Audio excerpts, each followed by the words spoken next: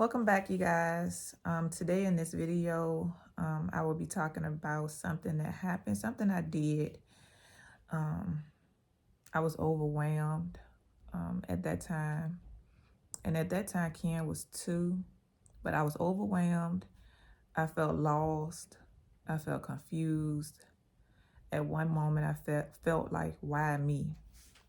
So I'm going to talk about something I did, and I want to tell you guys the outcome, what parts of it was true and what parts wasn't. So in the military, and me going back and forth with dealing with kin appointments and trying to help him get ahead as far as like with PT, OT, and speech, because a lot of times people just think, oh, they go to therapy, they get the therapy that they need. Why are they at therapy? No, the therapy is just a stepping stone. What you do in the house and how you continue to mold them based off the information that you have learned is the greatest gift that you can actually give to them. So I tried my best to do the best that I could do with what I was given, with the knowledge that I was given. So we still worked on stuff at the house. I never really had downtime. When I got home, I cooked, I cleaned, and at the time I had let one of my sisters come down with her and her son, so they was there as well, and she was just like trying to get on her feet. So I still paid for everything. When I bought him, I bought my nephew, and me and her is like day and night. So a lot of things we didn't see eye to eye on. So then it was dealing with attitude as well. Anyway, so I was just overwhelmed. I really didn't have anybody to talk to about anything. I had my mom, but like I stated, I think it was like in the first or the second video, I didn't want her to like really be worried about me. And then I don't talk about things. It's just not in my nature. It's hard for me to do. So I was just dealing with it, but mentally I was about to break down. And I didn't know which way I was going. I didn't know if I was going left or if I was going right. So I'm going to give you guys a little bit of a backstory to what in combination made me do what I did. So in the military, for those that I told you guys that was close to me while I was in the military, it was this first sergeant. He was a nice looking man. He was, you know how back in the day when you an older man and they got that gold teeth in their mouth and you can tell they was that person back in the day. That's how he looked. But that didn't mean anything to me. So while I was pregnant, I did tell you guys I was originally working in the motor pool, but they moved into the office. So after I had Ken, he wanted me to stay in the office, which is S1. No, I don't think it was S1. S1 was downstairs. I forgot what it was called, but I was in the office. So his office was like right across from the office, the main office that we was working off to like push out any urinalysis or paperwork or tracking appointments, things of that nature. And he'll like come and try to tell me, like, oh, Nikita. Well, he'll call by my last name. So he'll say, Anderson, come in here. And he'll ask me, like he's asking me questions about the work that we're doing in the office. But he'll be like, oh, yeah, shut the door. So it became a time to where he'd be like, oh, can I get a hug and things like that. And it just made me feel just like super uncomfortable. Super uncomfortable. And just to be honest with you guys, he was sleeping with other soldiers. So was other people. I guess that's just the way that it is. So, but I felt like in a way, he felt like he could get his way, and then he came with leverage. So I guess that the females that he may have been dealing with was like, oh, I'm going to get this out of you since you're getting this out of me. But that's not how I work personally. To those that do that, that's your life. You do what you want to do. I'm not here to judge anyone. It's just, I don't care. I don't care about what you have. I don't care about what you can do for me. If I don't want to do it, I'm not going to do it. So that's how he was coming across to me. And then one day, it was my birthday, and I can't remember exactly like what happened, but he was like, you know, I had to stay later for some reason. So everybody else was going, just me and him. He had ended up buying me a birthday cake. I guess he didn't want anybody else to see because you can't do stuff like that. But I awkwardly said like, thank you. And he was like, you ain't gonna give me a hug or nothing? I was like, no, because I was nervous and I'm like, I'm trying to get out this office. So I left the cake there. I didn't take the cake. And then like we had recall, because sometimes they'll just call us, and tell us to come in. It could be 3 o'clock in the morning, 4 o'clock in the morning before a PT. If somebody messed up that night before, somebody got in an accident, like drinking and driving. If something happened, they'll call all of us in to do roll call. So an hour before we had roll call, he had ended up texting my phone late at night. And how he get my number, for those that don't know, when you're in the military, it's a recall roster. Everybody has everybody's number. All you have to do is just let your number has to be updated. Everybody's number's on there. So he ended up texting me and basically was like telling me that it's gonna be a recall for me to get myself together, whatever the case may be. But then it was like other texts that was following that was just too much for me. And me personally, I never wanted to get anyone in trouble. I didn't. That's not me. I'd rather, I tell you make me uncomfortable or it's nothing like that, and you leave me alone. You go your way, I go my way. So in the midst of that happening, all that stuff, I was cool with a lieutenant. I'm not gonna say any names. Actually, I was cool with 2 lieutenants. One was a gold bar, one was a silver bar, first and second lieutenant. And we'll go on lunch here and there and stuff like that.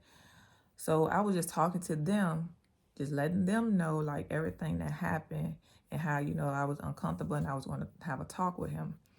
I just didn't want, it to come off wrong. So, and mind you, he was real popular.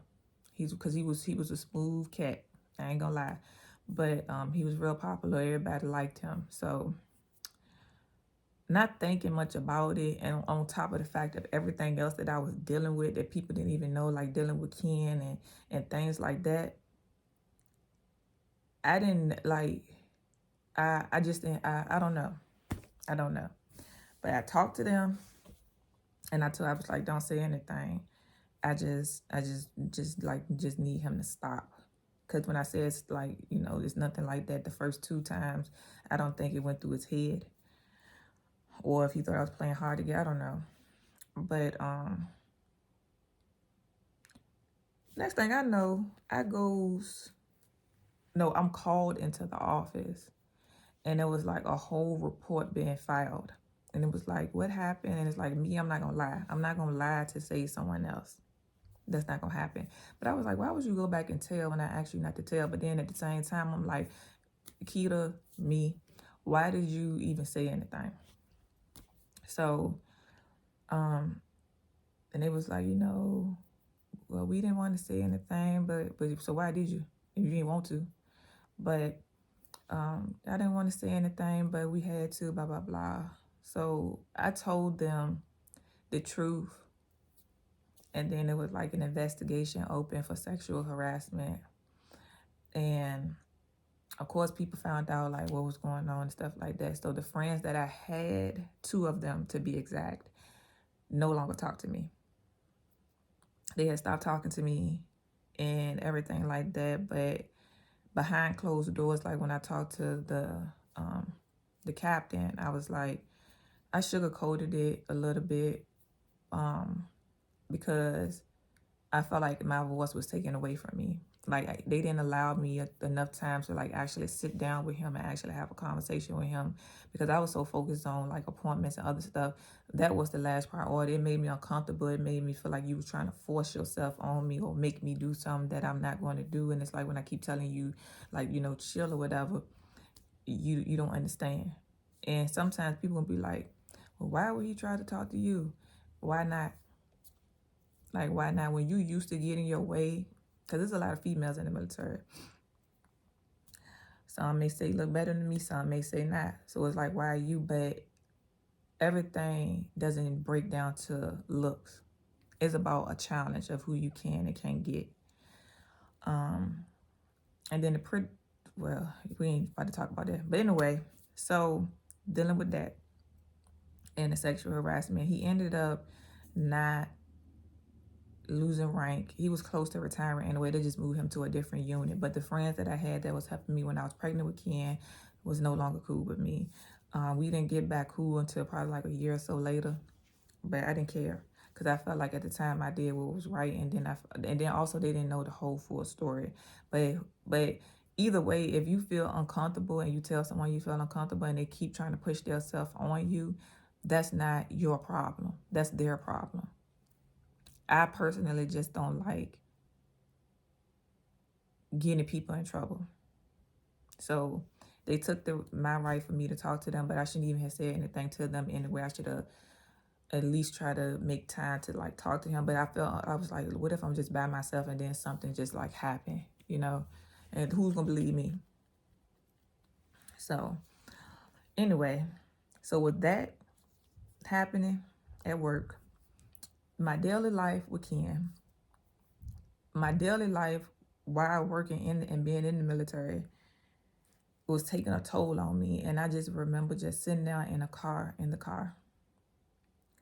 And I was just thinking, and I was just thinking, and I was just thinking. Then there was days where I had just stopped eating. I didn't have an appetite. I'll try to eat a little bit. But you can feel I could feel my ACUs just slowly get looser and looser. And I just felt lost. And I was like, I need answers. I need answers. So what I ended up doing is I Googled psychics in Lawton, Oklahoma. So I found this lady in a house by 52nd, on 52nd Street by 52nd Gate, which is the military gate by post. And I wasn't thinking much of it at the time, naive to a lie. So, however, it wasn't a bad experience, I must say so. So I called her. She told me the price. I went there with the money or whatever. She was in her house. We were sitting in her kitchen. And she asked me like general questions, and she was like, don't tell me. She said, don't tell me in detail. You don't need to elaborate. Just answer the basic questions. And she just asked me my name, asked me Ken's name, I think my birthday, and some other general questions. And then when I was about to elaborate, she said, oh no, you can stop there. And I had brought a picture of Ken because when I had emailed her to set up an appointment, she told me what to bring. So I was like, okay. So I brought it up, and then I think some questions that I may have had, but I ended up bringing the picture, and we were sitting down, we was talking, and she had grabbed my hands, and I don't remember everything verbatim and step by step of what happened. However, what I do remember and will always remember is she told me that Ken was half here and half there. Half there, I don't know what half there is, but she basically said that, and she said that he basically talks to his dad. I don't know. I didn't know what to make out of that then, and I don't know what to make out of that now. But she said that, and then she was like, I said, do you see him? Because at the time, I told you guys, Ken didn't start walking until he was 3. And at that time, he was 2. So I was like, do you see him walking? And she was like, I see him. And this was before he got, I told you his PT instructor, his PT teacher had suggested that he get a walker, which he did. But this was before I even, this was after I went to her. Like I went to the psychic, and then probably like a week or 2 later, she suggested that. So I went to the side. I was like, do you see him walking? She was like, I see him in a walker, not a wheelchair. She was like, a wheelchair means it's permanent, and a walker means it's temporary. She was like, do he have one already? And I was like, no. I said, he doesn't. She was like, okay, well, I see him. He's going to be able to walk, but he's going to need help walking. So I was like, it just went over my head. I'm just retaining the information because I'm kind of skeptic when it comes to psychics. And I felt like some stuff should be left to the unknown, but in the situation that I needed answers.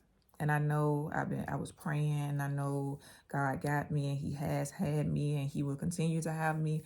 But at that time, I just felt over it. And then like the sexual harassment case going on, and the two people that was close to me, like helping me when I was pregnant and stuff, was no longer cool with. I had no one to talk to. I'm away from all my family, the friends that I had. Well, I only had one friend, still do have her, but I was away from her. I was lost, completely lost. And I felt inside not broken, but bent to the fact that if anything else would have happened, I probably would have broke. So, and then I said, do you see me having any more kids?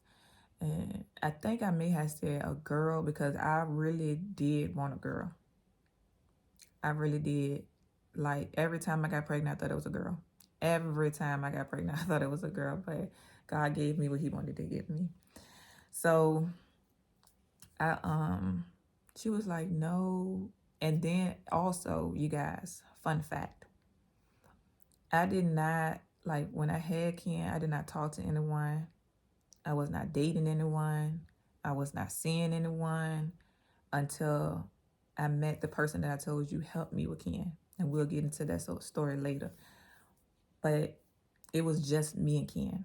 I felt like I didn't have time to entertain anybody. I did not want to entertain anybody. And then in the military, it's like you just being recycled. It's like you talk to this person, it may not work out, and you talk to another person, and that person talked to another person, then it's just chaos. And I didn't want to be in any of it at all.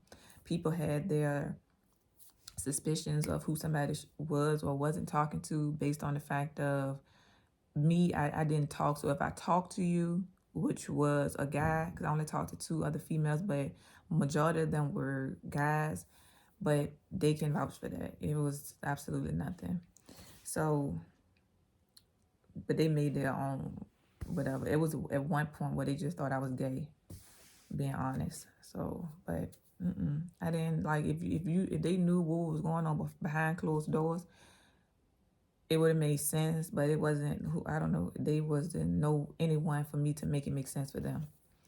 So she was like, no, she said the path that you're on right now, you're not going to have any kids. She said, but that doesn't mean stop taking birth control if you know when you do or if you do. She said because everyone has two ways that they can go. And the route that you're on right now and the things that you're doing right now is the route that you're taking to go that way. But if you decide to do something different and try something new, you can go on the other route to where you would. That's what she said. And then she said that she sees Ken like in a regular class with regular kids. He's going to live a normal life.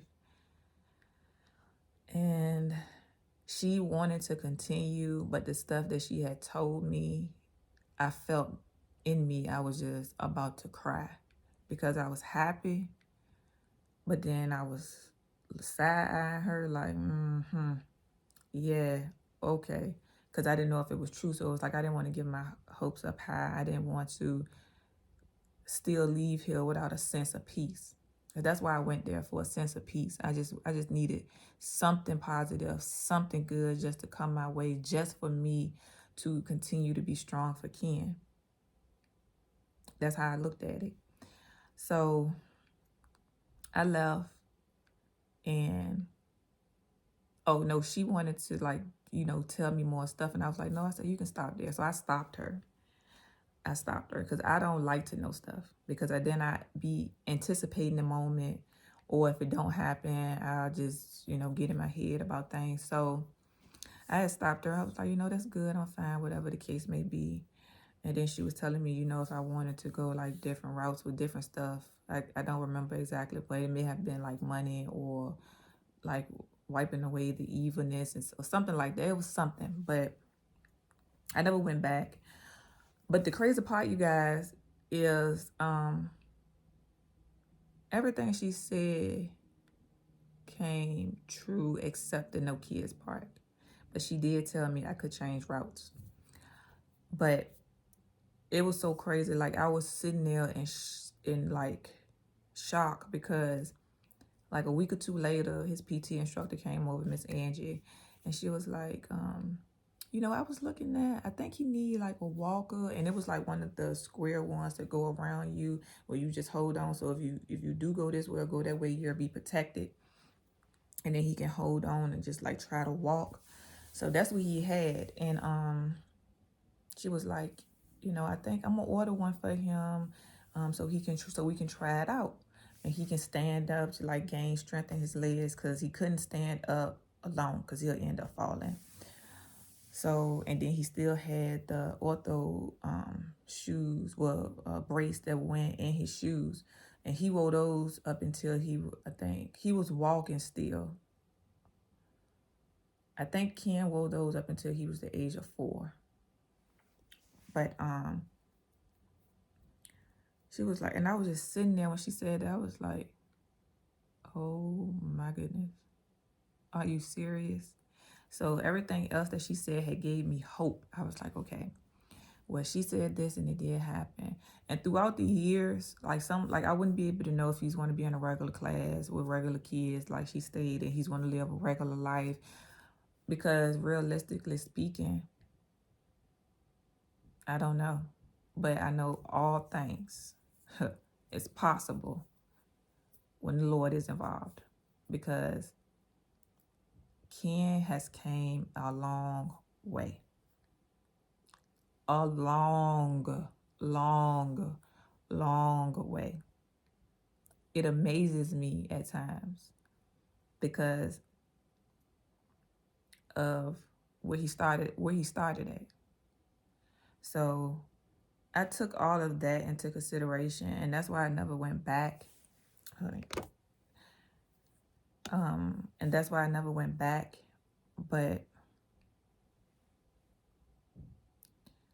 that's the story I wanted to tell you guys. That I like being overwhelmed. You do crazy stuff sometimes, and not necessarily saying that it's crazy, because for those that believe, that's your right to. But at the time, it was a drastic measure for me. It was, I needed answers, and I needed them now, and that was the way that I seen me getting those answers.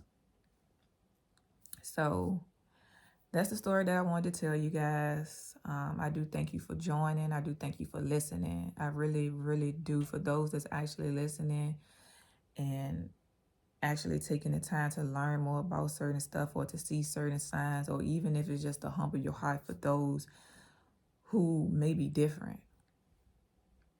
We can't help anything. We can't say, oh Lord, when we're in the stomach, oh Lord, please make my child this way. And you get it. Like it's a genie wish. You get what you get. You give what you get what you give. And that's in life in general. What you put out there is important, and what you taking from others and what you taking from the world is important as well. So I do thank you guys so much for those that's listening, because you may be able to change another life. You may be able to have a humble heart and be there for someone who you may not even know is going through something. And let me just say this too before I end this video. I'm not a suicidal person. I wouldn't do that. However, I completely understand the mindset of someone when they're just tired, they're just done, they just lost, they're just confused, they do not want to talk, because a lot of times you're misunderstood, and then people don't listen to just be there. They listen to ask questions, and at that time people don't want to answer you. They barely can answer their own questions that they have in their own head. So I can completely see how people be like, oh, she was just happy, or he was just happy, I can't believe he did that, I can't believe. It's because you try to be strong and happy, but deep down inside you are not. So when people do give little hints, like me, I wasn't eating, I wasn't sleeping, I'll be at work and I'm just quiet, and and then I'm away from home, and then it's a lot. So it's like those little, like if you just came up to me and would have talked to me, it would have changed some things. Like the people who did come and talk to me and did help me, they just don't know how much that actually meant to me. Bringing up that case of water meant a lot to me, to where 10 years later, I'm still talking about it. 10 years later, I do not talk to those people to this day, but I will always show some type of gratitude and respect to them because of that. And it helped me a lot. So when we all go through life and we just can't believe that someone actually did take their life, don't be so surprised if you was around. Because all sometimes it takes is just a conversation. That's it. Just to do something little without them having to ask. If they say they're tired, let them sleep. If they want to be left alone, leave them alone. But there's no rule books and everything, and some people are different. I'm just speaking from my own personal experience, and I'm speaking from how I can see that you can be so perfect on the outside and things look so good on the outside, but when things is going on around you, it's like you just start to block everything else out, and you focus on all your bad. Forget the good that happened. You just strictly focus on the bad because you feel like, And then me dealing with the sexual harassment itself made me uncomfortable. Me not being, the people that were supposed to be there for me was not there for me because he was more favored. It was like, okay, then me still having to go to work, and then I could stand on my own. So I still went to work and I still stood on what I had to say. And if anybody had something to say, I said something. But I didn't want to be strong in that moment for that situation because I was already being strong in other several situations. So at some point, I was going to break. So me going to that psychic, it was a way for me not to break. Because when you bend, you can bend left, you can bend right, and you can go back to the position that you was in. So I didn't want to break. But yeah, thank you guys. Thank you for listening. I thank you for joining Kendall's voice. He's not able to speak for himself, so I'm going to speak for him until he's able to. And I'm out.